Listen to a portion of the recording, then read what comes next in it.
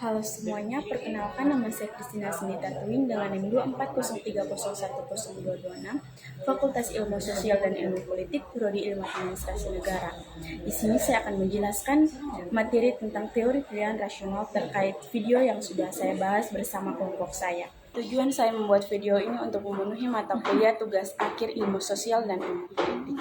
Materi yang saya akan bawakan terkait dengan materi teori pilihan rasional. Dalam kehidupan sehari-hari, manusia terus-menerus dihadapkan pada pilihan, mulai dari keputusan sederhana seperti memilih makanan, hingga keputusan kompleks seperti menentukan kebijakan publik atau memilih pemimpin politik.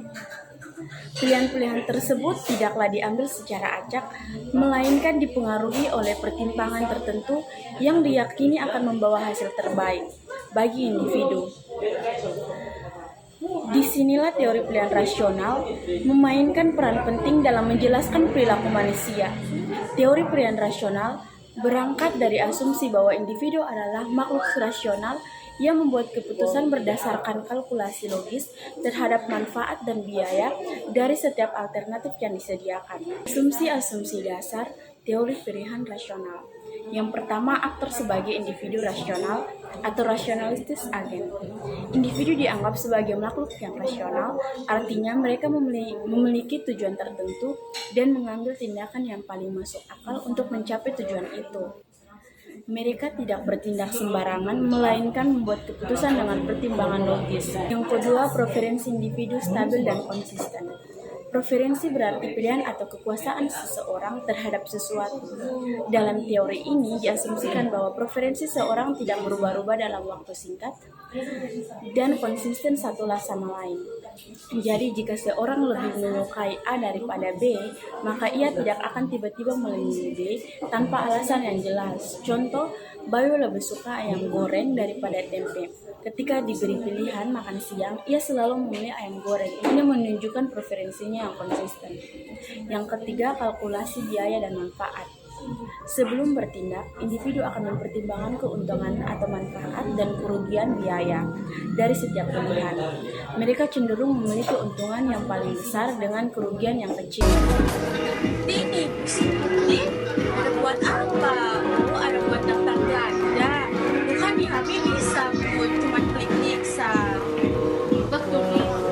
Tapi kalau belanja online bisa lupa diri.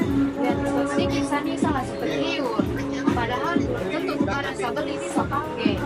Kalau ini kan karena saya takut kontrol bu. Namanya kan diskon. Kan lumayan. Kemarin mereka cek harganya 70%. Padahal di lemari 10. Yang berikut informasi cukup tersedia.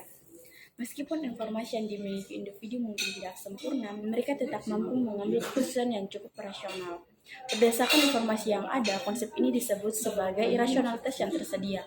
Contohnya, Kalau sering saya baru membeli smartphone mana terus tinggal pilih yang bagus kan beres.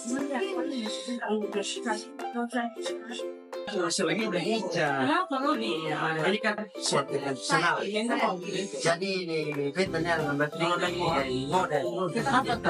Yang pertama dia itu tinggi. Terus Yang ini lah manis ya harganya sih segitu. nah terus kita langsung Yang kedua nih harga pas. Harga pas. Nah itu standar lah. nah yang ketiga apa? Yang ketiga ini harganya lumayan sih. Tapi Lumayan, tapi kabarnya juara. Ayo kita jalan foto na menurut teori pilihan rasional, ini diasumsikan membuat keputusan dengan mempertimbangkan alternatif yang ada, lalu memilih yang paling menguntungkan. Romi bisa memaksimalisasi utilitas dari setiap rupiah yang dikeluarkan. utilitas adalah istilah untuk tingkat kepuasan atau manfaat yang didapat dari suatu tindakan. Individu akan memilih tindakan yang memberikan kepuasan dari hasil terbesar bagi dirinya. Contohnya, Rudy punya waktu senggang 2 jam. Ia bisa memilih antara menonton film, tidur siang, atau bermain bola. Karena ia paling menikmati permainan bola, ia memilih itu. Artinya, ia memaksimalkan kepuasan atau utilitas. Yang keenam, aksi sebagai pilihan dari beberapa alternatif. Individu tidak punya satu pilihan. Mereka mempertimbangkan beberapa alternatif sebelum memutuskan mana yang terbaik. Teori ini berasumsi bahwa tindakan yang dilakukan adalah hasil dari pilihan yang rasional di antara berbagai opsi. Jadi kesimpulannya, teori pilihan rasional merupakan pendekatan yang memberikan kerangka analisis untuk memahami bagaimana individu atau aktor sosial membuat keputusan berdasarkan tujuan dan informasi yang tersedia. Teori ini menyatakan bahwa manusia adalah makhluk rasional yang berusaha memaksimalkan kepentingan melalui pilihan yang logis dan sistematis. Dalam ilmu sosial, teori ini digunakan secara luas, terutama dalam bidang ekonomi, politik, dan administrasi publik. Di bidang politik, teori ini menjelaskan perilaku memilih strategi kampanye dan pengambilan keputusan legislatif. Di bidang ekonomi, teori ini menjadi fondasi dalam menganalisis keputusan konsumen dan produsen. Dalam administrasi publik, teori ini digunakan untuk mengevaluasi efektivitas kebijakan publik melalui pendekatan biaya manfaat dan rasionalitas kelembagaan.